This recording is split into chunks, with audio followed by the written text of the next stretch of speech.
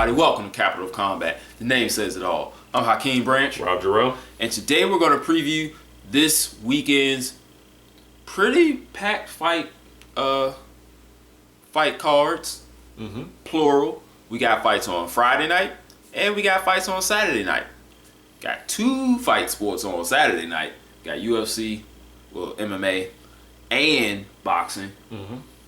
I'll cover the MMA stuff on another video. This one we're going to be talking about Thomas Williams versus Adonis Stevenson for the light heavyweight championship of the world. And then we're also going to talk about Cruz-Frampton versus Leo Santa Cruz for a featherweight title.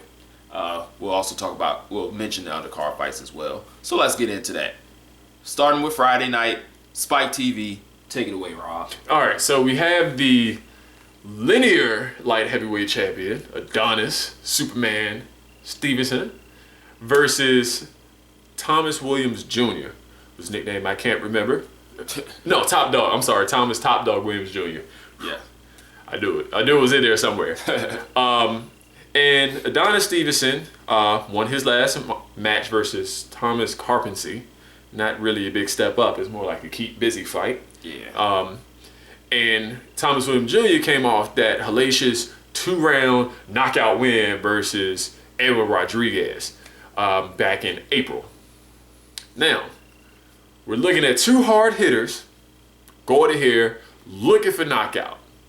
I will say Adonis Stevenson will be the one to get that knockout. I was not impressed with Thomas Williams Jr. I know he hits hard. He was a pretty red-hot prospect until he ran into Gabriel Campillo, who beat him on cuts. I was retired, I believe, in the 6th round. No, the doctor stopped it. The doctor stopped it, but it was still in the 6th round. Yeah. He was doing well in that first round or two. Then Campillo just used that veteran savvy to kind of a slick style to start outboxing him. When we got to the Edwin Rodriguez fight, it was bombs away. Yes. And I mean, somebody threw a jab. I don't remember who.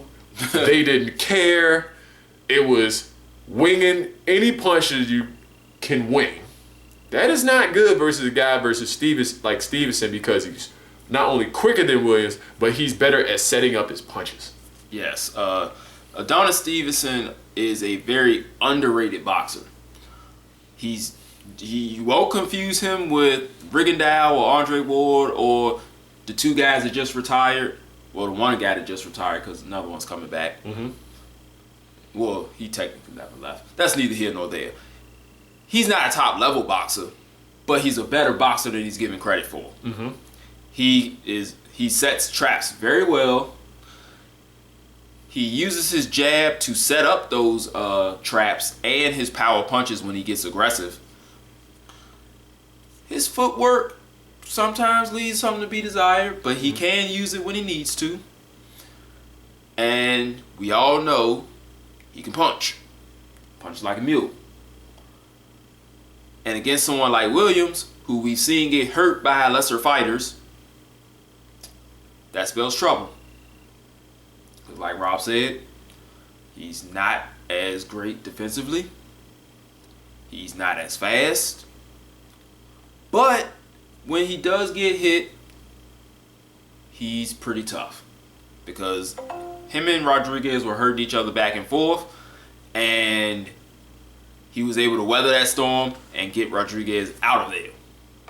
So I'm thinking this fight goes about 8 rounds before Stevenson gets him out of there, because Stevenson really tries to go for it, like all the time. And usually if he doesn't get to you by the 8th round, then he starts to fall back.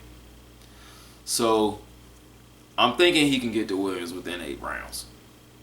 He'll probably let him lead, slip his jab when he does throw it, throw the straight left. That's like his favorite move. It works all the time for southpaws against orthodox fighters. Oh no, he's also a southpaw. Both of them are southpaw. Sorry about that. But I bet you it still works, because Williams won't see it coming. I'm telling you, he's not going to see it coming. it's gonna work. And he's at times fights against Rodriguez. He was very flat foot. Against Hampillo, not quite, but he doesn't really have the movement to not get hit with it. Yeah. Ooh, sorry. Getting a little sleepy there. But yes, Stevenson in 8. Also on that card is Eleider Alvarez fighting. A late replacement named Robert Barrage was supposed to be Bad Chad Dawson. Bad Chad got injured. Bring in late replacement. Should end in a... I'm not going to say knockout. Alvarez isn't a knockout artist, but it's probably going to be a 10-round fight. It's probably going to be a 10-round shutout unless he just goes for it. Yeah. And also on that card is Immanuwel Aleem, who we know personally. So we're just going to say, go get him, Immanuwel. He's fighting a gentleman who's 17-1 with 16 knockouts. The name escapes me right now. It's Desmond or Damon something. Yeah, Damon. But I don't want to disrespect him, so I'm gonna check that out. I think I owe him as a fighter to know his name. Yes, that's true. That's true. But like I said, since we know him personally, we're not gonna really get too much into it, because that really is him and his brother are the only people that I will physically root for when watching a fight. Everything else I watch as a learning experience. Those guys I watch. Damon Nicholson, I'm sorry. Damon Nicholson. Those guys I watch as a fan. So, break a leg, brother.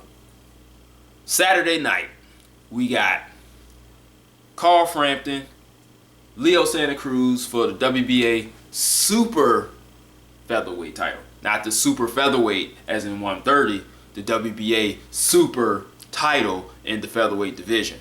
Yes, it's confusing. Don't worry about it. But also on that card, we've got Mikey Garcia making his return to the ring after about 2 years plus against Eleider Rojas, who is a very good fighter, but he's also coming off of a layoff himself. Quite a few. He's had quite a few layoffs. His last fight was in 2014. Yeah, so both guys are going to be trying to get their feet wet. Mikey Garcia is the much better technical fighter. Mm-hmm. We really don't know how that's going to go because both guys have been out for so long. So that one is just for Mikey Garcia to get his feet wet and get back into the groove of fighting. Because he'll probably get a title shot within 2 fights. Yeah, based off his skill and his name, he should be back in the mix very soon. Mm-hmm. So let's talk about the main event. This one we've got Cruz-Frampton in his first fight since moving up from the bantamweight division, super bantamweight division, against Leo Santa Cruz, who also moved up from that division but a few fights ago, in a highly anticipated match between two skilled, undefeated fighters. We are having that trend lately. A lot of undefeated fighters taking on each other, something that the boxing public wanted to see. We're starting to get it. Yeah, we're loving it. Yes. So with Santa Cruz, we have a guy who is taller than Frampton. He has a longer reach than Frampton, who is a very, very active fighter. He knows how to cut the ring off well. He knows how to use his jab. He works off of his jab. And like we said, high volume, relentless guy. He has an underrated defense. You won't confuse him for a defensive specialist, but he can slip and parry punches pretty decently. Frampton, we've got he's more of a slick fighter. He likes to use his feet. He likes to cut angles. He has very quick hands. He has decent pop as well. So this fight should be very interesting.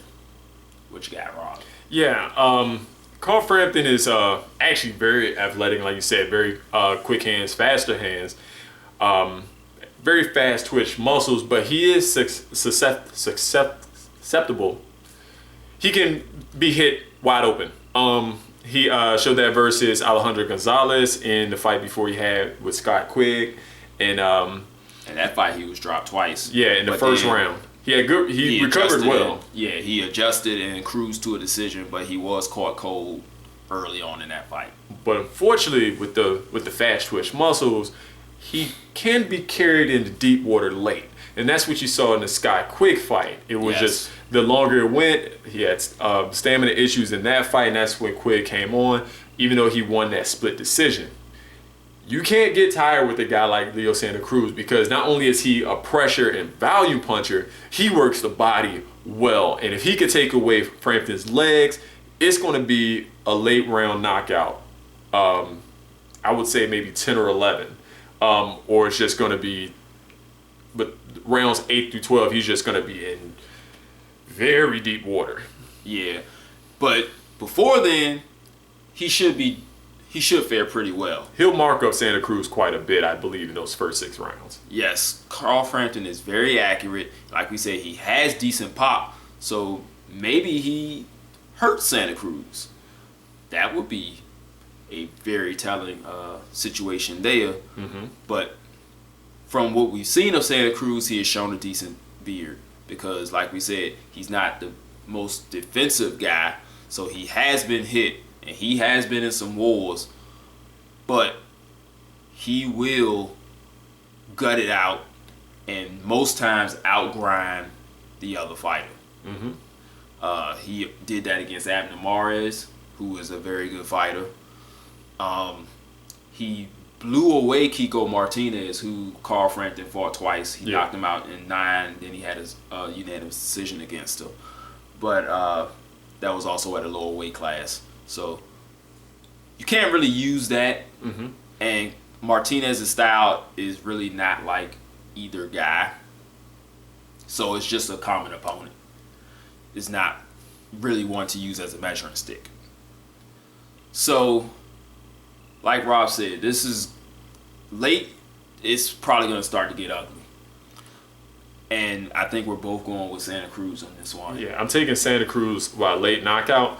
But I will say this, because both of them moved up, Santa Cruz is probably more comfortable in that weight after since he's had a few fights there. Yeah. Cruz-Frampton is moving up, so we'll see how not having to cut as much affects him in this fight. Yeah, he may come in stronger, and like we said, he had decent pop at the lower weights.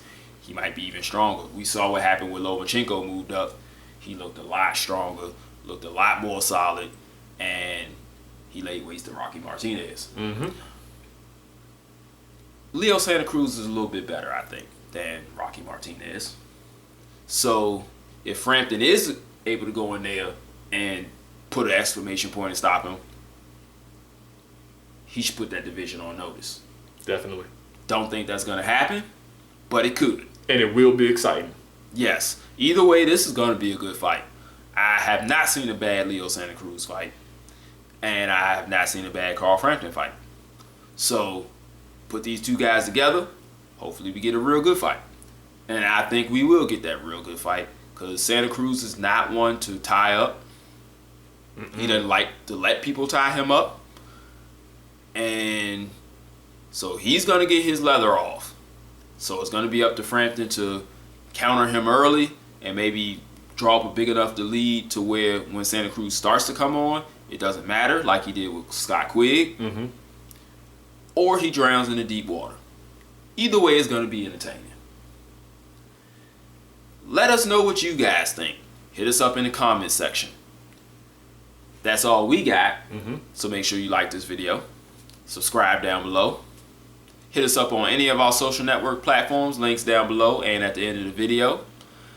Check out our recap of the Postal Crawford fight that we just did. That one probably is up before this one. I will put it up before this one. Mm-hmm. It's up already. And we'll see you guys in the recap. Peace. This is round 1 and you've already lost. They don't seem to see that everything we've done is coming and cost. My fists are on fire. I perform till I perspire. My demons are in a rage. Keep thinking that it's a game. I kick crime, hurricane. I told them I don't play. I'm liquid. Black Street Fighter.